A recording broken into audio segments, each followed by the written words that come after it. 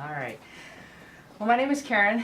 I am the base manager at Columbus at the base for Med-Air, and today we're going to go over helipad safety so that we can do hot loads. It's something that we just do with all of our hospitals if we're planning on doing any type of hot loading, so that they can just be aware of some of the safety and ways to approach the aircraft. As a transport team, I'm sure you're pretty much aware with all of this anyway, but you know, we'll go through it. It's not a very long presentation. So our objectives today are to provide initial and recurrent, which will be in January when you do your other recurrent AMRAAM ASAT training. Familiarize yourself with the helicopter operations on the helipad, safety systems, and assure that loading and offloading are performed safely and efficiently.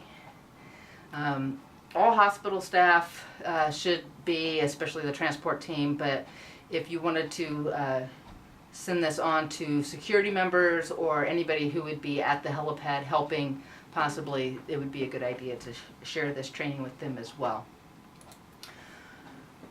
So here are just the basics. Remain alert at all times. Restrict access to those who have current helipad safety training, and just be aware of any changes around the helipad, so keep your eye out, make sure that nobody else is approaching the aircraft. Wait for signals for the crew to approach the aircraft and always remain in view of the crew, so don't go disappearing on us. Always wear hearing protection. You guys will have your helmets, so just make sure that you have your helmets on and your clear visor down, or one of your visors down, so that rotor wash doesn't get debris and stuff get blown up into your eyes. So prior to arrival, ensure that the helipad is clear. There's no issues here at this helipad. It's always, nice. They keep all the debris off, and in the snow they have it always removed, so no real problems here. Make sure that the staff is in a protected area, so outside the area until we have landed. Make sure that you don't have any loose clothing on. There's not a sheet or something loose on the bed that's going to fly off.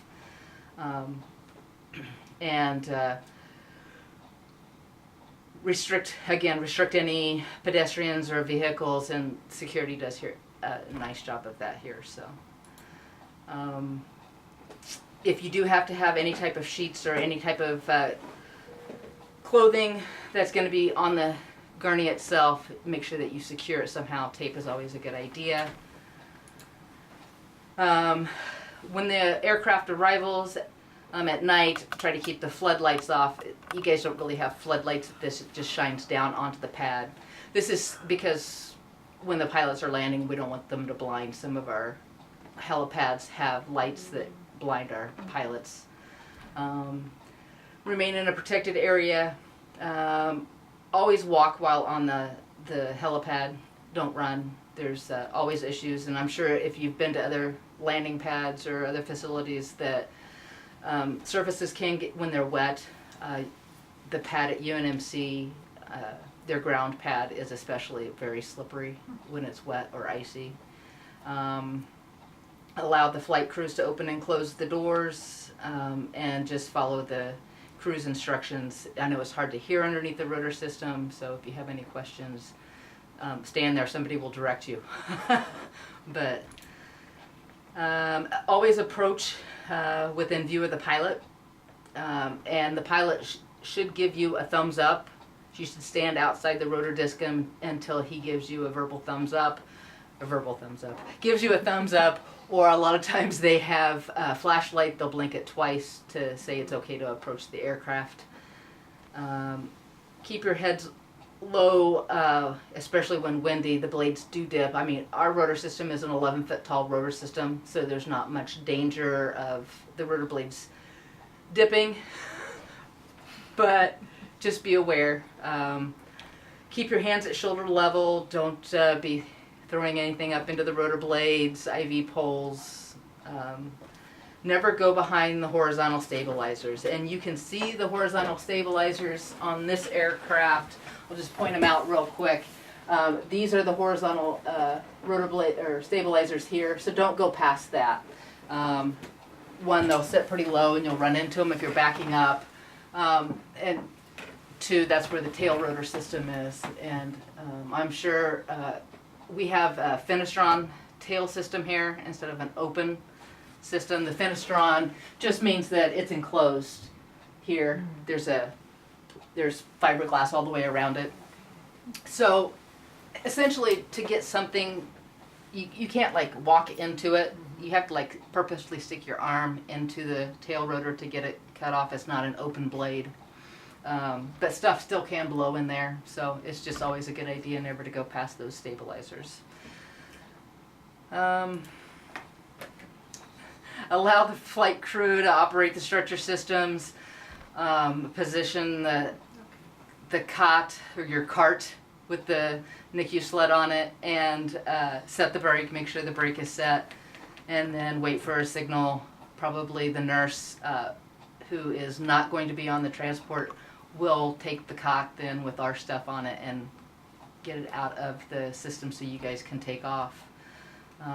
Just be cautious when loading. Make sure that the oxygen tubing and IV lines and cables are all out of the wheels, so that when you get in there, something's not pinched, because once you get in the air, it's not like you can unload the cot. So assist the flight crew in any way possible, helping to lift the cot or whatever needs to be done. But they are supposed to be coming in and doing some cot load training, because I know that was an issue with our first couple flights. So safety points: never run around the helicopter. Watch, I like the fedoras that they added. Bonnets, caps, things that can blow off and up into the rotor system. Don't go near the tail rotor. Always approach, wait for the crew to signal you to approach with the cot. Always walk. Follow the instructions of the crew. Always approach within sight of the pilot. Make sure that everything on the gurney is secured, and wear proper safety equipment such as your helmet and the eye protection. This goes into a little bit of emergency. If on landing the aircraft crashes, had a hard landing, God forbid, there are a couple emergency things that we need to do. First of all, call 911 and then activate your hospital emergency plan. Before moving towards any incidents, wait for the motion of the rotor blades to stop. Please don't come in. I don't care if it's on fire. We don't want anybody else injured trying to save us. It makes us feel bad. Although we don't want to be injured either. So if the aircraft is not on fire, focus in rescuing and assisting the flight crew to safety, and moving patients away from the aircraft. There will likely be fuel spilled in the area, so somebody should have a fire extinguisher. Please don't spray the fire extinguisher in a preventive agent. That's not how it works, only if there is a fire. In case of a fire, you can spray large amounts of water and or foam into the intake, which, as you can see, is at the front of the aircraft. Those are our intakes. So you would direct the firefighters when they arrive to spray that. That will stop the engines.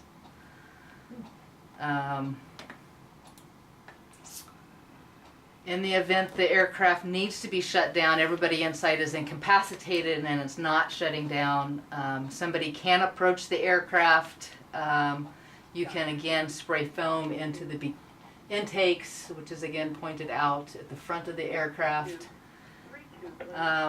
Or you can do an internal emergency shutoff. These gauges are located in the cockpit. You can get them from either the pilot side and or the co-pilot side. Somebody will be in both of those seats because we always have one of the crew members right up front when we don't have a patient. These red tabs that you see here on the sides will be These will be in the up position, both of these gauges, and the red gate will be over the top of them. So to shut them off, you flip the gate open and you pull out and down. That will shut off that, and there's one for each engine, so you have to do both of them. And then turn off the battery the master battery switch, bat master. And again, it'll be in the up position, you will pull it to the off position. And that will shut the engines off. If you can't remember to do that, there are two lights on the pilot side, and you can reach them from either the pilot side or the co-pilot side. This is a fuel shutoff. There are two of them. Essentially, they flip up and you press the button. And that is the fuel shutoff. You can do all of this, any of it, anything will help. Additional points, just be familiar with your helipad systems, the fire suppression and escape routes, communications, lighting, request specific training with us. Like I said, we will again do this. So that is the end of the presentation. Any questions? Crickets. No questions. Okay. So there's no way for the rotators or the Rotor rotors system to come. down in wind. They sit at 11 feet. I mean, it'd have to be really windy. The pilot would have to be incapacitated and hit the button that keeps the rotor system. Even then, it's not gonna. How long does it take to shut the helicopter down? In case of an emergency, No, just just in to general? shut, if you're flying in And to land? pick us up and you shut it down, how long does that take? usually we have to do a 30-second cool down, and then probably another 30 seconds to get the rotors to stop. So by doing a potentially dangerous hot load, we're only saving a minute? Yeah. How long does it take to get it to go back up and going? To get it back up and going, it takes a little bit longer because they have to get the GPS systems all loaded. It's probably a 3-minute startup. So, So we're saving potentially 5 minutes by Yeah. doing a potentially dangerous hot load. yeah, Okay. We were always taught. no hot load. Never, No, ever hot load. Right, So this makes us a little nervous. So. right. So we were thinking it must be like this, you must take your helicopter longer to shut down and come back up than the other helicopters, but it doesn't sound like it does. No, we have to do a So then 30-second cool Is down. this really worth it? Or Yeah. can it be up to the pilot, or can it be? It can be up to you guys if you want. I mean, seriously. Because when we talked We about would it, the prefer- first flight, they said it'd take 10 to 15 minutes once they shut down to get it shut down to get it back up. It would take that long. That's where I thought, oh gosh. 10 to 15. That's Yeah. never matter. Right. Right. That's why we thought, well gosh, maybe we should do all A hot load. Well, and it is going to take a little bit more time for us to pull our equipment, but not that much. I mean, as we're coming in and doing that 30-second shutdown, I'm the nurse in the back, and I'm getting our bag. Our bag's already on the cot, so I'm pulling our monitor, and I'm pulling our blue bag, and our ventilator. So that's already on the cot, and we're going to take that out. So it's low. It's cold. Right. It's cooling down while you're doing all of those Yeah, things. it's cooling down while I'm doing all that, and it's on the cot, so then we just have to unload our cot, get your cot in. I think it was more of the starting it back up. That was what they had said Right. would take longer, and that's why when we talked Yeah, about no. it, I thought it would probably be better to No, do it's a hot load. 3-minute, yeah. By Because the time you get seated, our your normal seatbelt lift on time- and your hat and your mics and 3 minutes is fast. our average lift time out of Columbus is around 7 to 8 minutes, is what we average day and or night. And most of that time is spent getting the helicopter pulled out of the hangar and in position. Getting everything, Check. yeah, because we have to unplug it, pull the wheel cocks, I don't know what they're called, Chocks. I don't know. Okay, yeah. Those Yeah, whatever, things the hold things that hold the wheels. wheels from moving on our dolly. So we take those off, we unplug it. We have to have 2 people to back it out because it's a $7 million helicopter and we don't want to damage it because my paycheck's not that big. So we have to have 2 people the pilot and a crew member, or the 2 crew members, usually it's the 2 crew members. And we're backing it out, getting it positioned into the wind. We slide the wheel thingies back in and we do a walk around. Everybody does a walk around the aircraft to make sure all the doors and latches are shut. There's no drips, nothing's leaking out of the aircraft. And then we take off. So, more than 50% of that time is that. The startup is just getting the pilot to get in there, flip all the switches. Do you usually do hot loads on every patient? No. No, okay. I'm just curious. The only time we do hot loads, Columbus has requested that we do hot loads on STEMIs, that we not shut the aircraft down to save time on STEMIs. But they're the only hospital that we really do hot loads with. And 90% of the time, their crew's not coming out with this, the hospital staff. It's us doing the hot load. Because my concern is I think I do maybe 1 flight every couple of years. It's Right. been forever. Right. I'm scared to death once I finally get in the air how to flip to talk to someone. I'm scared. I guess I'm just a little nervous getting out there. Just Right. something happening. But, Yeah, you don't have to flip anything to talk to anybody. As soon right, as but you I mean, plug in. that's how long it's been since I've Yeah. done a transport. Yeah. I just, Yeah. So this seems safer than maybe our other helicopter in the past because it's Right. higher. It's and higher. you Your have rotor the system's higher. Enclosed. You have the enclosed tail Back. rotor system. And so it's not quite as nerve wracking. But if it's But not if we have a necessary to choice- do, Right. we wouldn't have to do it. The Right. way they had said it after our first go round was it was a 10-15 minute process if we shut it down. By the time we could be up against, we thought, wow, that's a big chunk of time. Yeah. We don't. Are there any So if plans it's not to really- get closer to Lincoln? Because I think that's part of it. Our response times are longer than we thought they'd be. So this Right. was a way to shorten them. But are there any plans to actually get this closer to us? I don't know. I would Okay. like to. I know that Joe just had a conversation with the stroke coordinator here, No. and they would like for us to start flying all of their strokes to Emmanuel. Mhm. So So there might be we're getting enough traffic. business that it at some point may be feasible. But Okay. Just curious.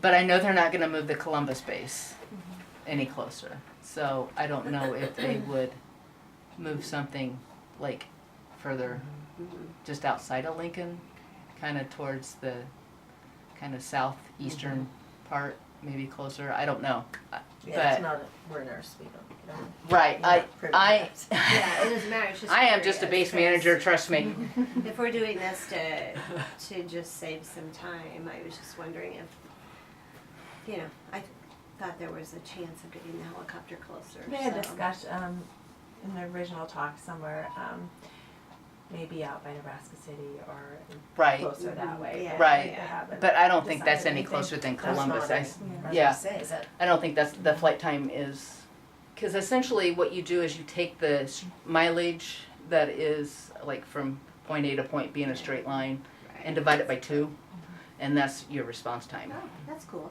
Yeah, and how And- long does it take you to drive from Columbus to here? it takes me an hour and a half. Okay, so that is closer than Nebraska City, Yeah, It's about 45 minutes. but Nebraska City. But it was A a little closer closer. location was what they had thrown out there. right. But we're by Ashland, they had said. Yeah, And then I know there's they've another looked road. at. I know they have looked at that area I too. guess the hot load feels safer than the old one. But if we But if don't, we don't need have to, do it, to. right. In the event that you decide you do need to do it, We are able to. trained. Right. But it seemed like that's what we were gonna have to do all the time after that initial information. That's why we wanted to do this, because like, gosh, we need to hot load if we don't wanna waste 10 or 15 minutes. We Right. need for it to come back, but if it's really not that long. It's then- really not that okay. long. It really isn't.